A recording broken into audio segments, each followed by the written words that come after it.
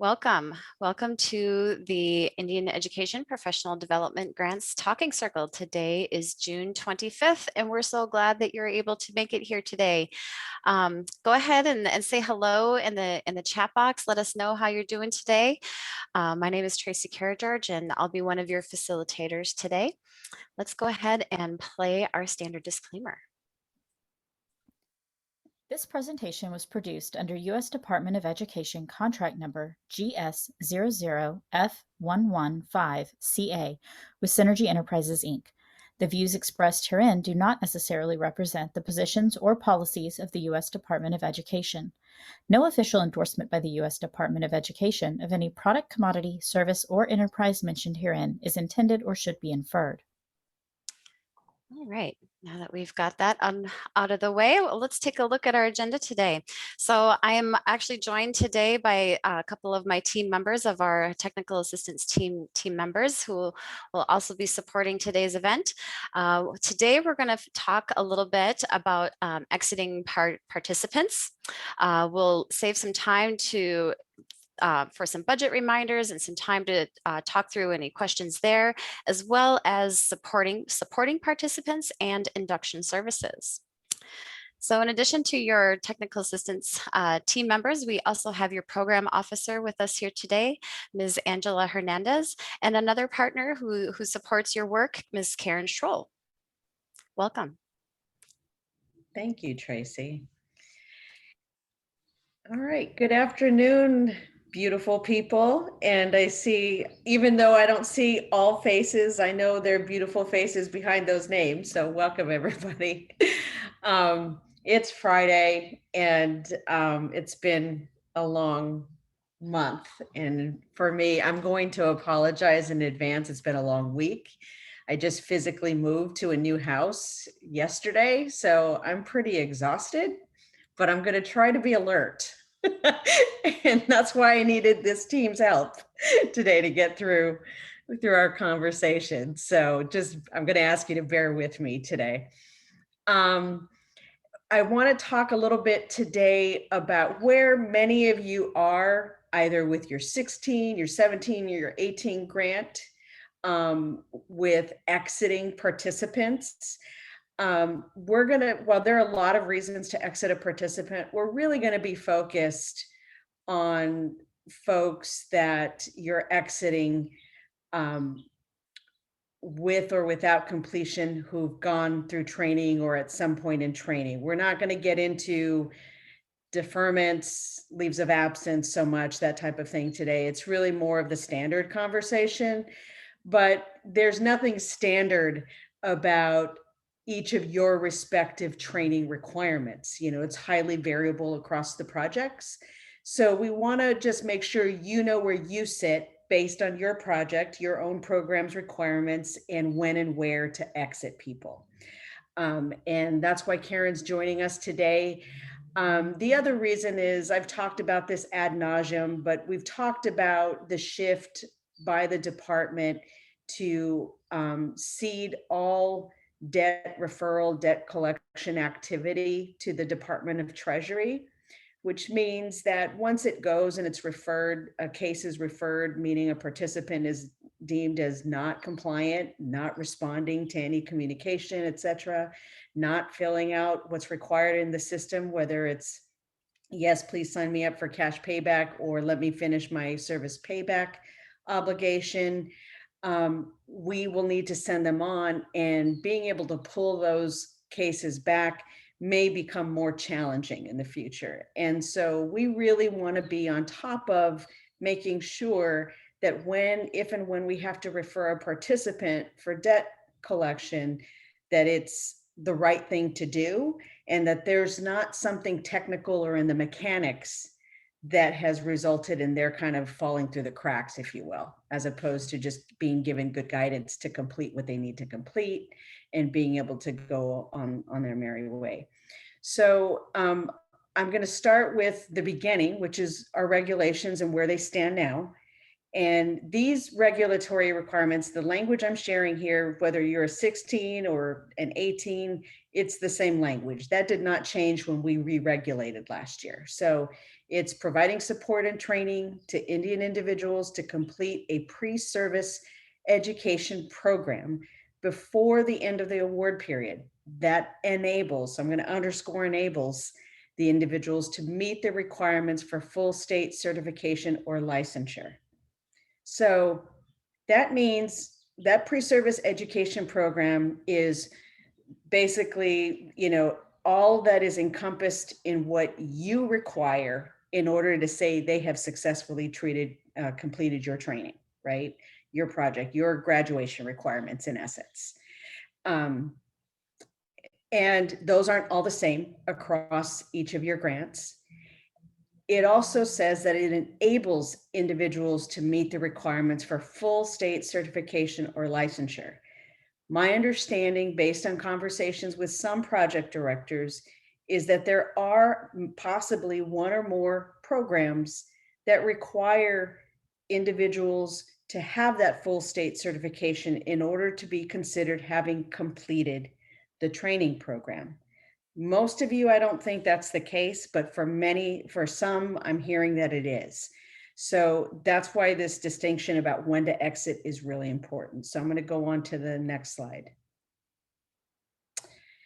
So Karen and I worked a little bit on just giving some examples. This is not exhaustive, but when you have to determine the requirements for completion, which you guys did in your applications, you said, here's what they have to do in order to be able to graduate and be successful in the training. And we've got some examples of what some various projects require. So completion of a bachelor's in teaching and passing the praxis is one, set of grantees requirements for their training programs. Another says they've got to complete their bachelor's, all bachelor degree requirements, and complete an internship. So there's that. Then we have grant C requirements, completion of a bachelor's in teaching, and that's it.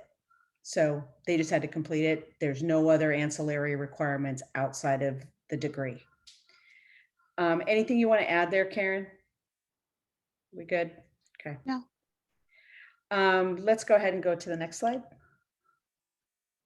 So really the reason to exit a person with completion, a participant with completion, is they've completed all the program requirements as you set forth in your application and of course in your program. There are a number of reasons that you might be exiting a participant without completion. And this is not exhaustive, but these are the primary reasons. One is participant isn't meeting the academic requirements, right, in order to be able to remain enrolled. That certainly is not super common, but it's not unusual. And so that I'll get a call from project directors. They'll come and, hey, I've got this person. We've given them 3 chances. They just can't make the grade. So we're going to have to exit them. Then you're exiting them without completion. You're informing them formally, officially. And we can get into that minutia later of just best practices about what you should do. It's not what I say or the federal government says you have to do, but what is good practice to do to make sure that they are clear about their responsibility beyond, the grant, the training period. Second is the participant notifies you that they have to discontinue for health or family, personal reasons. And I've had many a discussion with many project directors in these predicaments where you're having to make a call. And usually I'll continue to strongly encourage you, when you run into those kinds of situations, give me a call, and let's talk it through and let's strike a balance between what might be required by your institution, as well as what we require, and how we might evolve that into maybe just a leave of absence versus having to completely discontinue them. So just know that there might be some wiggle room there, and a conversation is worth having if you think that participant can be successful ultimately.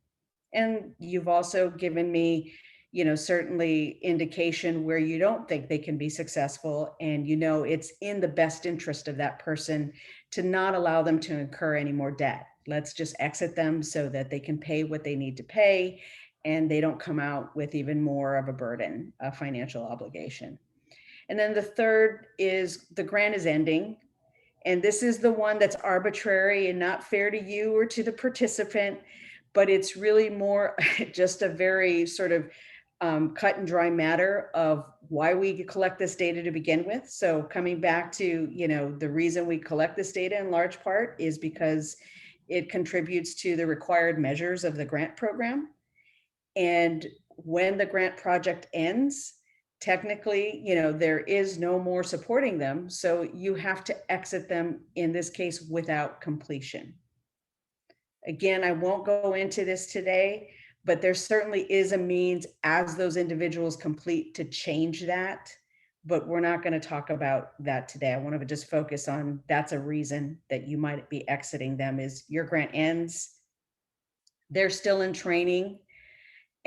Or maybe they haven't met all degree, maybe they didn't finish an internship or whatever it is, and they're not done. They don't have those requirements met. You'll have to exit them without completion.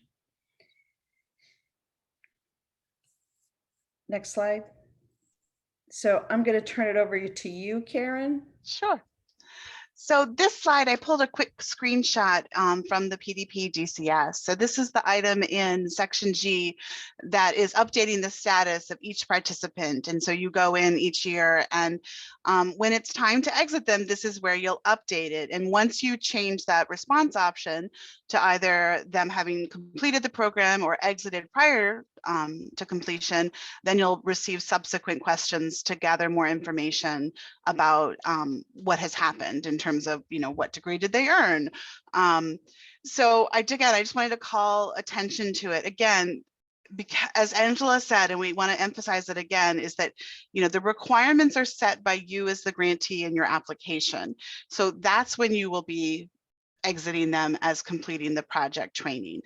So they have to meet all of the requirements that you set. So you should have a checklist and be able to indicate whether or not someone has met all the requirements. Next slide.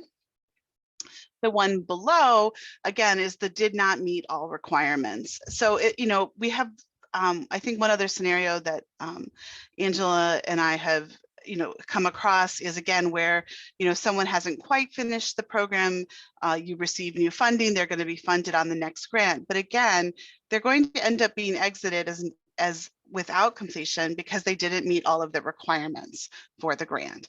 So again, you have established your requirements before the end of the grant. The participants need to have completed all of them in order for them to be reported as completion. Otherwise, you need to select the last option. Next slide. So now we just kind of wanted to talk through a few scenarios, just again to kind of help you think through a lot of the different scenarios that I'm sure some of you are facing about whether or not you should go ahead and exit the participant. So here in our first scenario, we have we know we have certain basic pieces of information. We know the grantee program requirements, and we know the grant end date. So in this case, the grantee requirements were that they had to not only complete the bachelor's in teaching, but they also had to pass the praxis too. And I know some of the grants are set up that way. And in this case, the grant is going to end in a few months from now in September, on September 30th, 2021. So this particular participant graduated a month ago, back in May, and she's scheduled to take the praxis on July 7th. So here we are on today, June 25th, 2021. Should you exit this participant? And if you can either call it out because there's a small enough group of us, or you can put it in the chat box. I can say something. Sure. Ours is similar, not exactly. So our students cannot be in a classroom without having passed the praxis. So that takes care of a whole lot of problems. By the time they graduated, they would have done all of that. So I don't know in this instance how to say, it depends, as Angela said, how it was set up, but we require all our students to do that practice too, 1 and 2, but 1 during and 2 before their internship. So, okay, thank you. Exactly. Patricia? Any other? Yeah, I'm Patricia with UW Milwaukee. I was going to say, no, don't exit this participant. I would wait until after the test and see the results. That would be my opinion. That is exactly correct. Yes, the grant hasn't ended. So, and we can see that she's taking it in July. So there's still time on the table. This person hasn't met all of the program requirements at this point. And luckily she's on track to do all of that before the grant ends. Are there any questions on that? Can we go to the next slide? So here we have, in this scenario, the same requirements, right? Same end date. But in this case, the scholar, again, graduated back in May, but now we have one of those kind of personal reasons that's come up. She's 8.5 months pregnant. No idea how she made it through that last year of her program, but I'm super impressed. And she's going to take the praxis, though, after her maternity leave in October. Should you go ahead and exit her?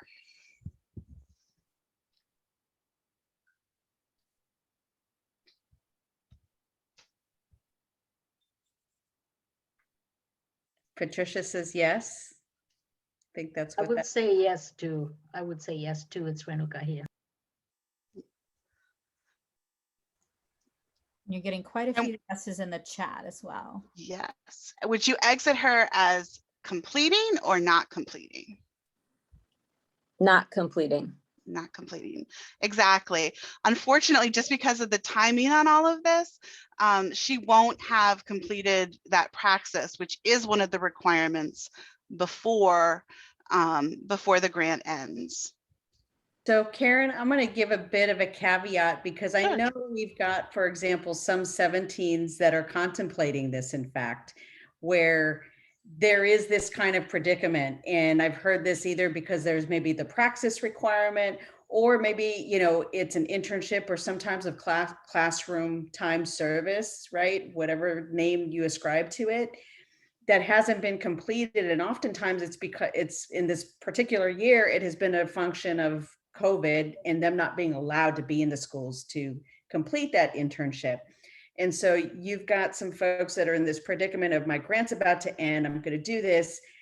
Can I get a no cost extension to allow them basically just that time? So there's not really a whole lot of activity, I would argue, or responsibility, for example, on your part as the project director or coordinator, so much as it is just following and monitoring that person to make sure that they've completed that piece. And once they have, if you said we want an NCE, a no cost extension period through January 31st, you know that they would finish by the end of December, if that's the quarter or semester term that they needed to complete that activity.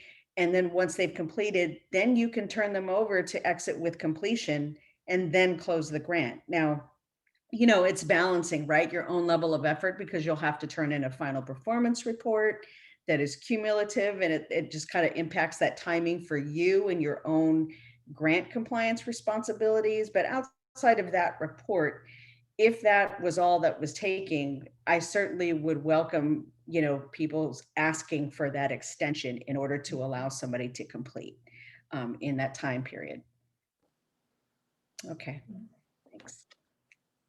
All right, so again, now we have a slightly different requirements, but we still have our same end date.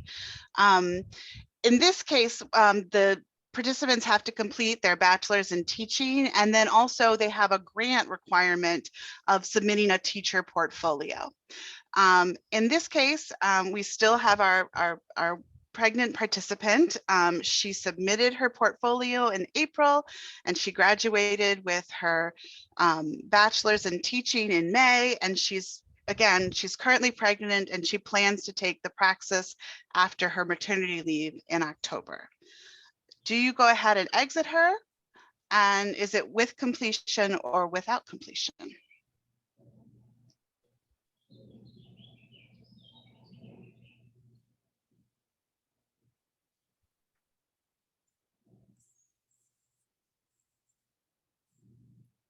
I would do an extension. No, what do you call it? A no cost extension? No cost extension, because she had submitted her portfolio and she happened to be pregnant. I mean, October is another month away, really. In an ideal world, we'll plan better, but it's happened, right? So I would ask for a no cost extension in this case. Okay, anybody else? Yeah, I would agree. A no cost extension, helper. I mean, it's not that much work to extend the time and have her finish. Want to answer this, Karen? So you could actually go ahead and exit her as a completer, because she's technically done everything that you needed as of today. In fact, she had kind of wrapped up everything back there on May 14th when she graduated, because she'd already done her portfolio. So you could go ahead and exit her as a completer, because she's met all your requirements. Because in this case, for this grantee, and I know again it varies, but the main point again is that we're trying to make is that it's how you've defined your program, and so she has met those requirements, and she could go ahead and be exited as completing. I think when we have people contact the help desk and everything to ask us these questions and stuff, the question that we're always going to come back to is what were your grantee program requirements, because we don't take them, like there is no set list of requirements for this program, right? So it's individual to each of you as grantees, and so that's the question that we'll focus on. Actually, what threw me off was the praxis. You're right, because praxis 2 is not a requirement. I'm hung up on this praxis. Okay, so in that case, yes, she has completed, right? Yeah, okay. She's good. Thank you. Yeah. She's an amazing human being as far as I'm concerned. Yes. That's right. Yes. That's right. But yeah, I think these are definitely the kinds of questions that participants are calling up Karen and the help desk of, well, can't you exit me, this way? And, again, that question is going to be directed back to you as project coordinators and directors to answer based on your specific project scope and requirements. So again, just to underscore, the requirements can be anything, right? It's whatever you set. It's not anything, but whatever you set in your application. And beyond that, there's nothing that we prescribe at the federal level. And so it's really all up to you to dictate and be clear to your participants about what the expectation should be in order to exit with completion. Okay. Next slide, please. So I'm going to talk about this a little bit, and this is more of a reminder for those of you who had participants who graduated during FY20. So that was going from October 1 of 2019 to September 30 of 2020. And for people who fell into graduation within that window, it's a reminder that they have up to 24 months as opposed to the typical 12 to be able to find and get placed in qualifying employment, i.e. start going into the PDP DCS and starting to report and request credit, right, for their time. So there's that whole process of the participant needs to go in, enter all the employer data, start entering the start date, and then go forward from that point. But again, they have that longer window due to the COVID flexibility set forth. Similarly, so the second bullet is just calling your attention to people who graduated and were in the work payback status. So if they had graduated prior to October 1, 2019, if they were already in payback status, there was a pause button, again, allowing them to have a longer period to submit that evidence. So if they were laid off, if they had to, stop working due to being impacted directly or indirectly by COVID, et cetera, they have a long period to be able to pay that back. If we don't consider them not in compliance, We're not gonna, you know, start the clock ticking before that 24-month period. And then participants who graduated in fall 2019. So again, if they were at the front end of that benefit, if you will, of that flexibility, that 24-month period is now coming to an end. So it's being aware of that. And I know some of you have been able to see that. The easiest way is to look at what you have there as their graduation date in the PDP DCS to kind of track those individuals. We are tracking them outside as well and monitoring that.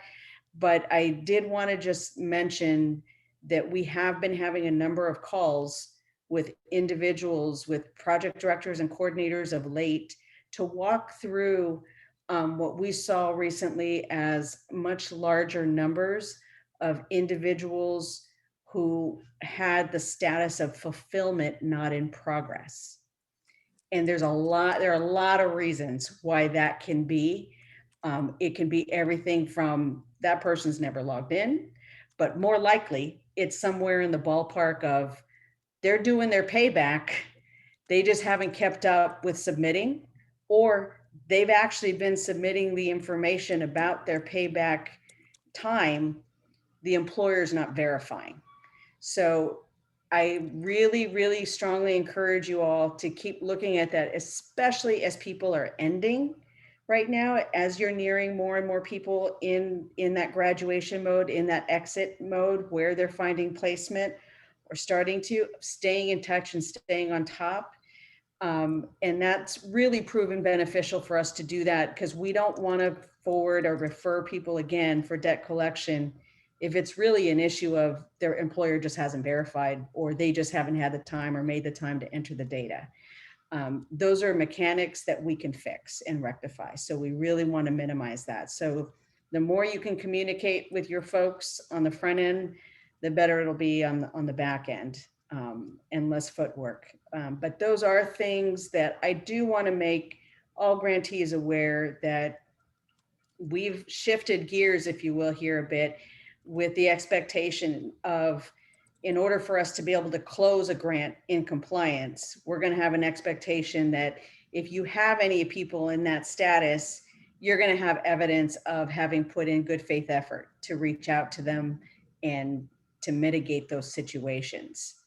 And we'll want to do that sooner rather than later. But, you know, again, at some point, the accountability is on that individual, but all that we can do to support them, both from Karen and the help desk team side, our side in the department at OIE, and with you guys, I think together, sort of triangulating that communication with the participants is key. Next slide, please. Which brings me to this. And so Karen, I'm going to ask you to kind of talk us through what our plans are given our need. Sure. So during these conversations that we've been having with some of you, it's apparent that some of the participants need some more support in terms of logging into the system and entering their employment. And while we have a few resources on the website that do outline how to do those steps, we thought it would be helpful to go ahead and do a live session where someone can demo how to do all of those things, and that those participants that are there could go ahead and ask questions both of Angela in terms of regulatory questions, but also if there are questions about entering some information into the PDP DCS.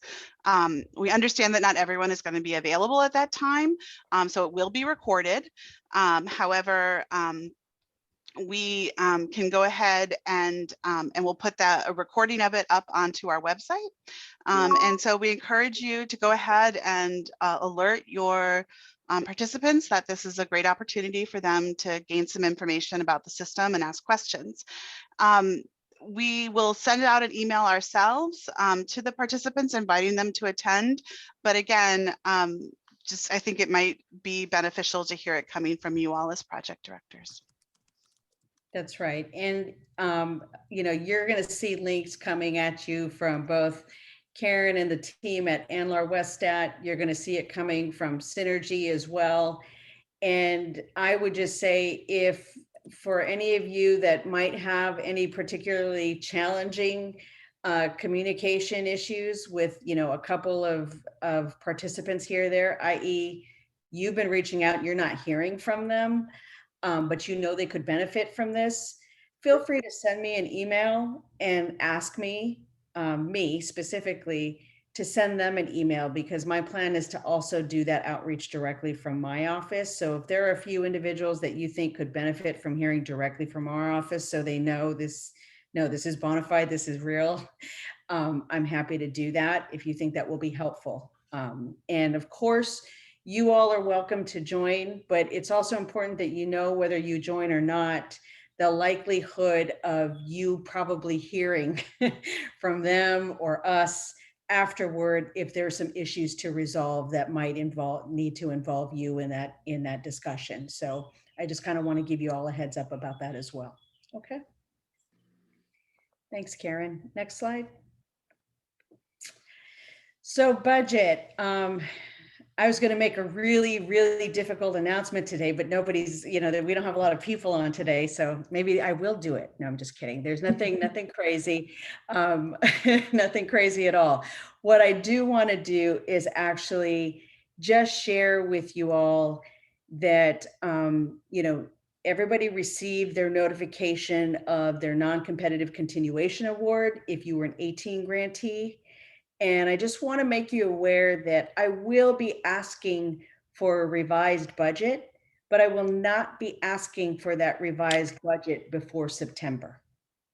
And the reason is because when I ask you for a revised budget, I want it to reflect actual, i.e. actual carryover, whatever you really end up having at the end of this budget period, right? So if you're in FY18, I'm talking about your year 3. At the end of year 3, know what your actuals are, and then I'll be asking you to submit a revised budget. So, continue to do the work that you do. I will remind you that for the the remaining portion of year 3, if you're continuing to make shifts, maybe because of summer programming, people finishing that you didn't expect to finish, or just the opposite, whatever the rationale is, keep spending the money. And with the expectation that when we get to year 4, the start of year 4, I will be coming and making out the form, setting out the formal guidance for submitting that revised budget for year 4. And when I say year 4 budget is the sum of whatever carryover remaining balance you had from years 1 through 3, plus whatever your non-competitive continuation award is. So that's what I call your year 4. There is no year 4 in carryover. It's just year 4. And that's something that I know can be very challenging in communicating to your budget office, who work very discreetly on, fiscal year by fiscal year funds. So if you feel like you need something more from me, or need to have a conversation with your budget office so that they are clear that they should be spending down first those funds that you previously had available, that's key. So we don't want to get to a point where they realize, oh, we should have been spending down those remaining funds from, FY18, FY19, 20. They should be spending, first in, first out. They should be spending those funds, spending down on those first. But for all intents and purposes, anything you had remaining between years 1 and 3 become part of that year 4 budget. Okay. Any questions about that? And I know some people continue to have budget asks or requests for this year, and that's fine, but I want to make sure that you all know there's nothing you're missing. I'm not going to be asking for a revised budget before the end of this budget period. Next slide, please. So I think for you all, what we're entering is this, juggling act of, I've got a few people finishing up training here. I still need to provide induction services here. And it is a challenge for you guys, you as the human resources, for carrying out all required activities. But I want to be really clear. There is every expectation that you are holding these induction services. that you propose to carry out via your approved application. I've been getting questions like, well, we don't know if anybody's going to participate. They're out of state, or they're doing this, or they're doing that. The expectation is that you are tailoring those induction services to meet your participants where they're at. Another way to talk about it is, well, they're not placed yet. What do I do? Well, there are activities that you can carry out. The induction services list, laundry list of activities are pretty expansive, and they're in our program regs, but they're pretty broad in that, you know, you can be considering, let's get their resume ready. Let's get them ready, you know, let's get them trained up on being able to interview well, to get placement in qualifying employment, etc. So all those things can count toward what we're calling induction services. You tell me, well, we're not sure anybody's going to show up. Should we still hold this contracted event? You know, I was going to hire this consultant. Yes, you hire the consultant because that's what you said you would do. If one person shows up, or if 20 people show up, you're absolutely correct. Unless you obligated the participants to be there, then, you know, it's whether they come or not. I want to be clear about the distinction between the grant requirements are that you're holding these activities. Any requirement, quote unquote, for your participants to attend is really up to you, to the extent you can or are able or want to. I would caveat also, you know, you wrote a scope of what those induction activities might be. I would venture to say, based on my review of many of them over the last few weeks, that we've got enough flexibility in what you've proposed to be able to meet them where they really are now, in terms of addressing real needs, real-time needs, as opposed to what you might have proposed before you even knew who they were, right, 3.5 years ago. So, you know, just know that there's some of that flexibility there. And if you need to talk it over for budget purposes, happy to do that. But I just want to underscore, you cannot decide we're not going to have induction activities.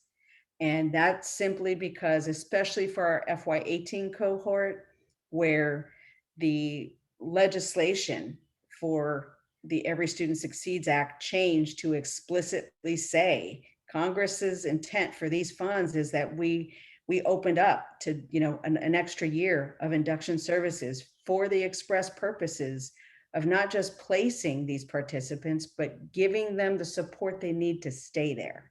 Because that's really the goal, is to make sure you're doing whatever you need to do in terms of induction activities that you believe will support their sustainment in that role, in that profession. So again, I'm happy to talk about flexibility in terms of, well, we might need to shift what some of these activities were just based on where we are. There's still COVID related issues, I understand, but you know, I'm happy to have those conversations, but not holding them is not an option. So I want to be really clear about that. It also has implications, I know, for your own FTE, because again, you're still trying to probably help some people finish.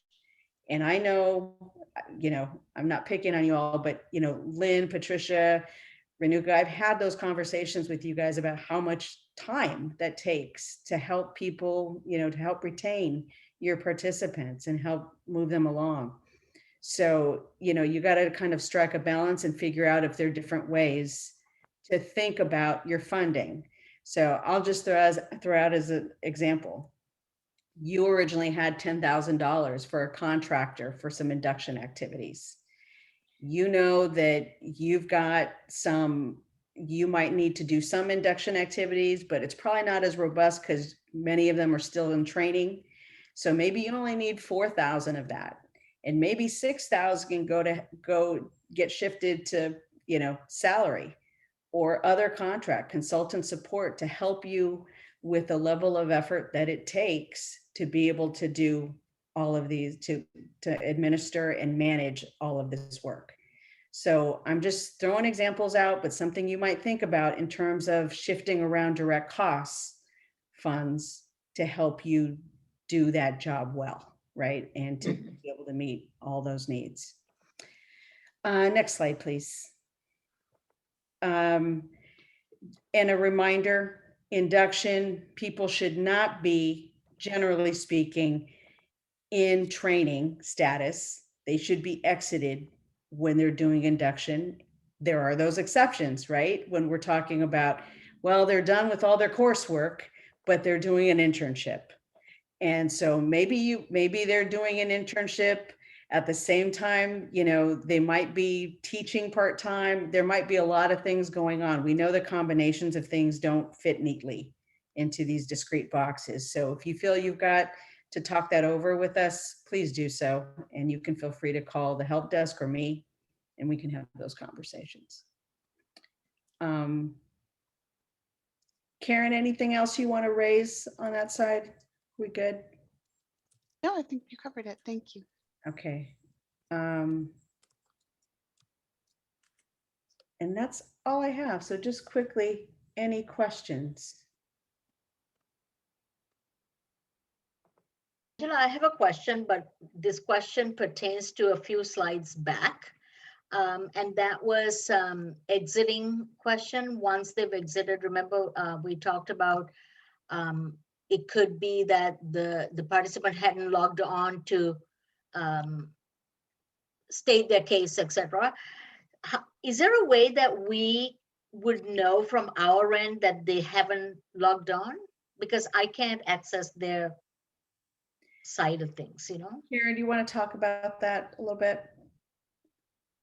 Sure. After you log in, for each of the grants that you have access to, you should be able to click on View All Participants. Yeah. And in that table on that page, you should see their service obligation status. And if it is saying, and then there's a description of the statuses above it. So like if you need a, but if they haven't gone in and entered employment, Right. then it will say fulfillment not in progress. Oh, okay. All right. Good. Thank you. Mhm. This is Kelly. I have a question. Yes, Karen. If you have an individual just that's getting close to being referred, do we also get an email from you all saying, you know, can you provide us some additional information? Is there something that we need to know? Do we get kind of that before they're referred?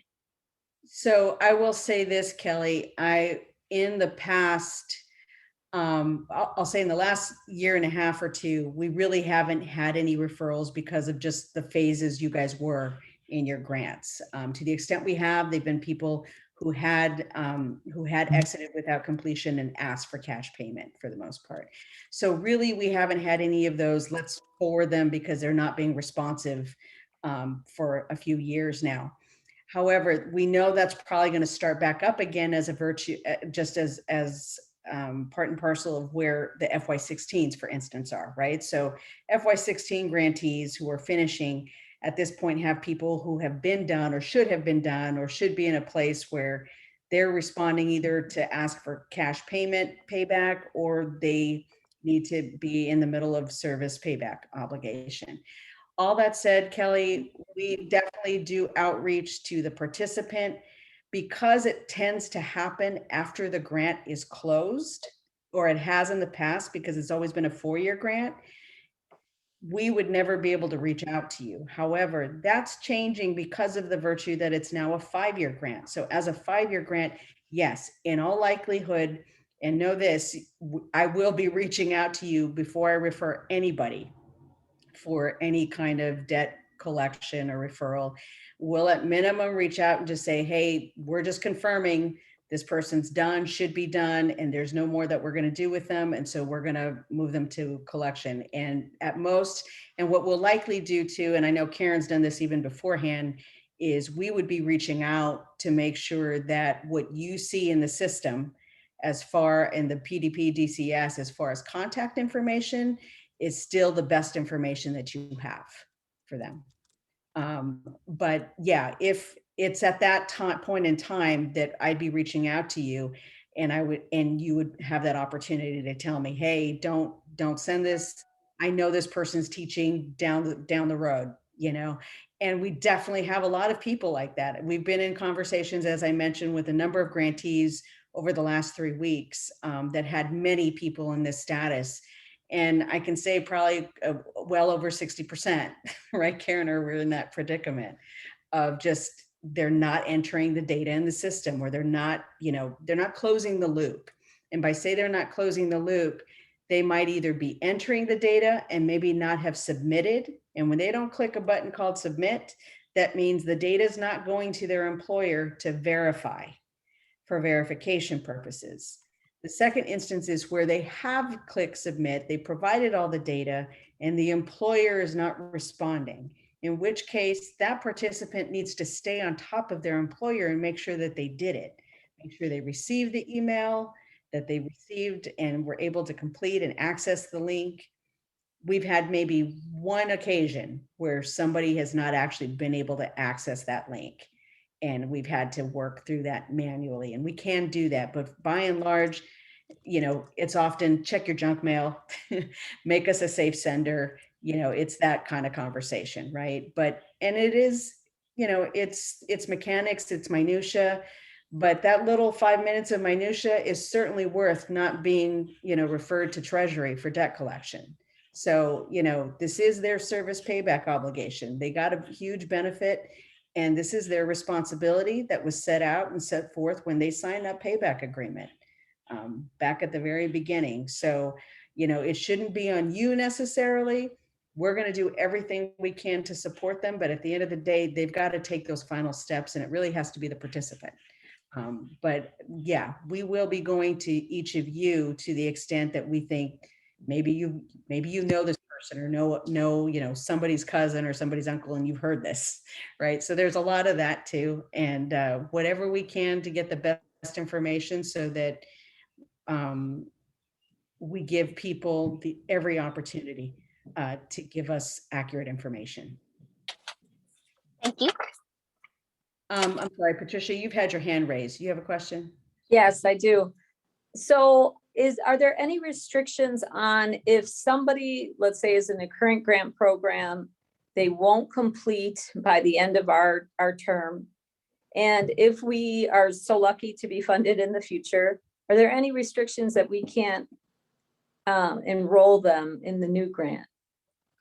So part of it is going to be a more restrictive read on what your proposed application is, right? So meaning, what if you have a successful application in FY21? Right. And the question becomes, what did you say you were going to, who did you say you were going to recruit in that application? You know, Okay. you said you were going to recruit a whole new cadre of people and various people. Yeah, we'd really like to minimize that expectation that you're going to just be able to keep hopping people over, right? That Okay. really you're looking, I mean, that's the purpose of a 5-year grant, right? Is to get Right. people really through a whole training phase. Sure. In one project period. So really, we'd like to minimize that. Is it completely prohibitive? No, but you know, we're going to read the scope of your application in making Okay. moving forward. But thank you for that question, because it is an important question. And we do know that we have some people overlapped. You know, I see a big difference. You know, I think being able to continue, again, I would encourage first a no-cost extension before trying to move them to a new grant. Okay, thank you. Any other questions? Okay, let's move on. I know we have a few other slides to cover before, and I'm going to turn it over to our synergy team. Awesome. Well, that was some amazing information. Thank you, Angela and Karen, for walking the grantees through it. Some really good information. I just have some sort of end of the session information on upcoming events. You folks probably have received an email inviting you to True Colors training on August 4th. Really want to encourage you to maybe check it out and participate. There is limited space. So if you are interested, you do want to register now. It's a process that not only you get to understand yourself, but also your team members and who you work with, maybe your coworkers, to create stronger communication and understand everyone's role and how you can all enhance the learning environment. And so there's a link down there at the bottom. But again, you should have also received an email invite. Tracy, can we go move forward? Thanks. And so we also have the office hours for July, again, July 29th.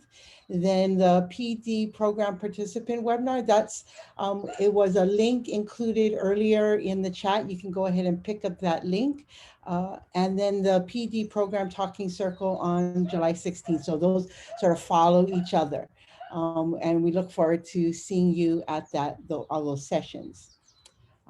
Again, I just want to, the office hours is really an opportunity for you to speak with your program officer or to get your questions answered. Maybe you lead this talking circle and then later on a question comes to your mind. Please join the office hours. That's your opportunity to get your individual questions answered. Sorry, Tracy, then we can move on to the next slide. Well, and Alani, one quick note on the true colors. This is a little bit different than some of the other workshops we've done before, in that you will need to pre-register because space is limited. So I would suggest, if that's something you're interested in and you're the project director, go ahead and register for that as soon as possible, because we will have limited seating for that event. Yeah, and it is very participatory as well. So you're going to want to make sure you got your participant hats on and ready to engage. So okay, there, thanks, Tracy. So this is again our contact information. You have Angela's email as well as other at the PDPDCS contact information. And then again, if you have any questions, the OIE technical assistance team can assist with that. Make sure when you send your email that you're including your PR number so we can make sure we are giving the right answers for the right grantee program.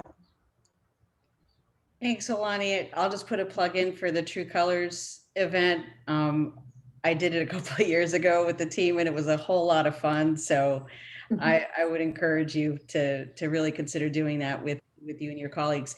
And thanks, Alani. You saw, guys, that we have a talking circle that will follow that participant webinar. And that's in part for us to be able to bring to you what we learned in real time and just kind of start touching base and give you guys a heads up on what we're hearing back from our participants specifically. So that's all I have today. Many thanks to you all for joining us. Karen, thank you for being on with us today to walk us through. You all have the help desk information, and I hope you have a wonderful weekend after you fill out the survey. Thank you all. All right, thank you. Take care.